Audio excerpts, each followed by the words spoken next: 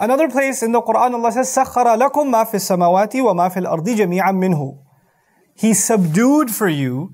Sakhara is actually used for domesticating animals, like a wild horse. When you calm it down and it's kind of now, it's lost its pride and it's subjugated before its master. Yeah, sakharta al-faras.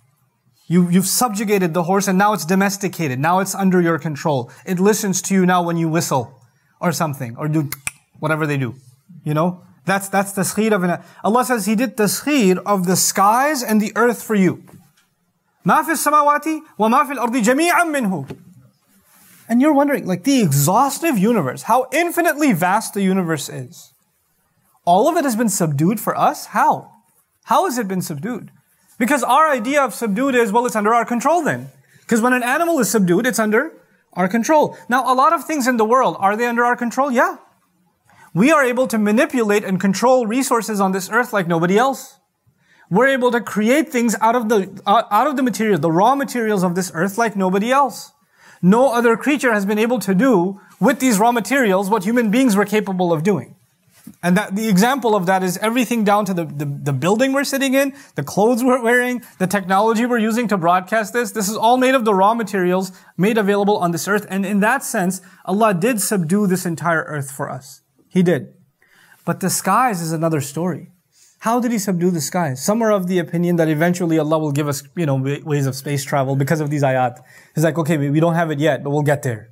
And we're gonna have intergalactic travel and Star Wars got nothing on us and we're gonna, warp speed and all of it, But I think there's a more practical explanation here. And that is that, when you study the vastness of the universe, and when you talk to scientists that study the vastness of the universe, then you'll find a common theme among them. And the common theme is the universe is full of all kinds of chaos. There are all kinds of explosions of the magnitude that we can't even imagine, happening all the time. Entire star systems get destroyed. Planets get warped. Black holes in the universe. I mean, if you can imagine the impact of the explosion of a bomb and the effect that would have on an ant, that's nothing compared to the kinds of explosions and the kinds of impacts and the kinds of, activity that's happening in the universe. And they describe it basically as chaos. What's happening in the universe is what? Is chaos. And any one of those gigantic meteors, if at any point, because they're moving all over the place, so they're like, this earth is pretty awesome, but I'm really nervous as a scientist because, we got lucky this far, but it could be that at any moment, one of those giant meteors or one of those giant, hurling objects in space comes and does what? Hits this planet and we're done. It's finished. So it could be in a matter of a second that all life on this earth is gone. Allah Azza wa Jal, for those who observe and study the vastness of the universe and see the kind of destruction that is possible within the universe, humbles the human being by reminding them, He subdued that wild creature of the skies and He kept it at bay and nothing strikes you. Nothing strikes you.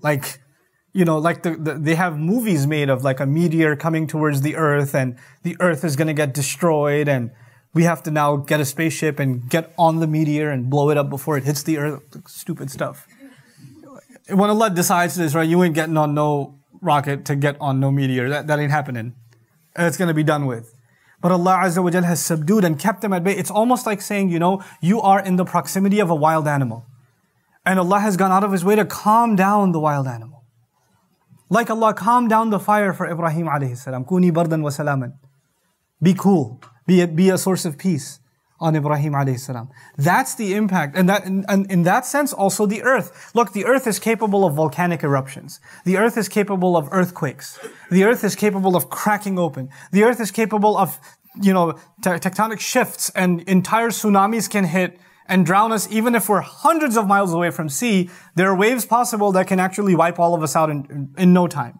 Okay? And this stuff, people who study geology say, yeah, that could actually happen at any time too. So even the earth is capable of just letting loose, going crazy. But Allah did what to the earth? Subdued it. He humbled the earth. He kept it calm. And this is actually something that at the end of the cycle of the world, when the world does come to an end, when Allah Azza wa Jal decides that this world is no longer meant to serve this purpose, now the day of judgment is going to begin, then one of the expressions for the earth is وَأَخْرَجَتِ الْأَرْضُ أَثْقَالَهَا. The earth will bring out its heavy burdens. Like it's been holding its breath, it's been wanting to explode. And it's just like... And finally Allah says, go ahead. And it just goes crazy. The oceans start boiling over. إِذَا الْبِحَارُ سُجِّرَتْ فُجِّرَتْ. Oh my God. The oceans just start exploding and boiling over. The earth starts getting stretched. إِذَا الْأَرْضُ مُدَّتْ وَأَلْقَتْ مَا فِيهَا وَتَخَلَّتْ. It starts getting stretched, and whatever's inside it starts getting thrown. It starts throwing out whatever it's had. And takhallat is actually used when a mother gives birth and goes, ah. When the baby comes out and she feels that relief, Allah describes the earth is going to be like, I'm holding so much inside me that I just want to spit out. And it's going to give it out, and finally the earth is going to go, ah. The image of alqat ma fiha wa takhallat is like a sheet, like a crumpled up sheet on a bed with stuff on it, and you yank it, and everything just pops up. You know? That's the image of what's going to happen with the earth. But until then, سَخَّرَ لَكُمْ. He subdued it for you. خَلَقَ لَكُمْ مَا فِي الْأَرْضِ جَمِيعًا. Another interpretation of مَا فِي الْأَرْضِ جَمِيعًا has actually been, the جَمِيعًا goes back to أنتم. يعني أنتم جَمِيعًا. Meaning, He created whatever is on this earth for all of you, all together, for humanity to share at large. And by the way, the kalam, the conversation here began with Ya ayyuhan nas, people. So all people were supposed to share the resources on the earth. This was supposed to be a place we had to learn to coexist.